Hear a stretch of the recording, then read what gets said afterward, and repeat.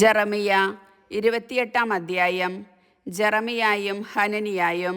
ആ വർഷം തന്നെ യൂദാ രാജാവായ സെദക്കിയ ഭരണം തുടങ്ങി 4-ാം വർഷം 5-ാം മാസം ആസൂറിൻ്റെ പുത്രനും ഗിബയോണിലെ പ്രവാചകനുമായ ഹനനിയ ദേവാലയത്തിൽ വെച്ച് പുരോഹിതന്മാരുടെയും ജനത്തിൻ്റെയും സാന്നിധ്യത്തിൽ എന്നോട് പറഞ്ഞു: ഇസ്രായേലിൻ്റെ ദൈവമായ സൈന്യങ്ങളുടെ കർത്താവ് അരുളി ചെയ്യുന്നു: ഞാൻ ബാബിലോൺ രാജാവിൻ്റെ നുകം തകർത്തുകളയും.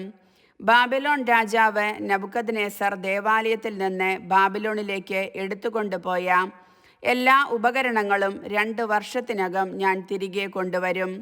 യൂദാ രാജാവായ യെഹോയാക്കീമിൻ്റെ പുത്രൻ യെക്കോണിയായെയും ബാബിലോണിലേക്ക് കൊണ്ടുപോയ യൂദായിലെ എല്ലാ തടവുകാരെയും ഞാൻ ഇവിടേക്ക് തിരികെ കൊണ്ടുവരും.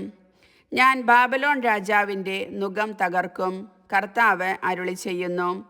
അപ്പോൾ ജെറമിയ പ്രവാചകൻ പുരോഹിതന്മാരുടെയും ദേവാലയത്തിൽ കൂടിയിരുന്ന ജനത്തിൻ്റെയും മുൻപാകെ ഹനനിയ പ്രവാചകനോട് പറഞ്ഞു: അങ്ങനെ സംഭവിക്കട്ടെ. ദേവാലയത്തിലെ ഉപകരണങ്ങളെയും സകല അടിമകളെയും ബാബിലോണിൽ നിന്ന് ഇങ്ങോട്ട് കൊണ്ടുവരും എന്നുള്ള നിന്റെ പ്രവചനം കർത്താവ് നിറവേറ്റട്ടെ. എന്നാൽ ഞാനിപ്പോൾ നിന്നോടും ജനത്തോടും പറയുന്ന ഈ വചനം ശ്രവിക്കുക. എനിക്കും നിനക്കും മുൻപ് പണ്ട് മുതലേ ഉണ്ടായിരുന്ന പ്രവാചകന്മാർ അനേക ദേശങ്ങൾക്കും പ്രബല രാഷ്ട്രങ്ങൾക്കുമെതിരായി യുദ്ധവും ക്ഷാമവും പകർച്ചവ്യാധിയും ഉണ്ടാകും എന്ന് പ്രവചിച്ചു. സമാധാനം പ്രവചിക്കുന്ന പ്രവാചകൻ യഥാർത്ഥത്തിൽ കർത്താവിനാൽ അയക്കപ്പെട്ടവനാണെന്ന് തെളിയുന്നത് അവൻ പ്രവചിച്ച കാര്യം സംഭവിക്കുമ്പോഴാണ്. അപ്പോൾ ഹനനിയ പ്രവാചകൻ ജെറമിയ പ്രവാചകന്റെ കഴുത്തിൽ നിന്ന് നുകം എടുത്ത് ഒടിച്ചു കളഞ്ഞിട്ട് ജനത്തോട് പറഞ്ഞു: കർത്താവ് അരുളി ചെയ്യുന്നു, ഇങ്ങനെ തന്നെ ബാബിലോൺ രാജാവായ നെബൂഖദ്നേസറിൻ്റെ നുകം എല്ലാ ജനതകളുടെയും കഴുത്തിൽ നിന്ന് 2 വത്സരത്തിനകം ഞാൻ ഒടിച്ചു കളയും. അപ്പോൾ ജെറമിയ പ്രവാചകൻ അവിടം വിട്ടുപോയി.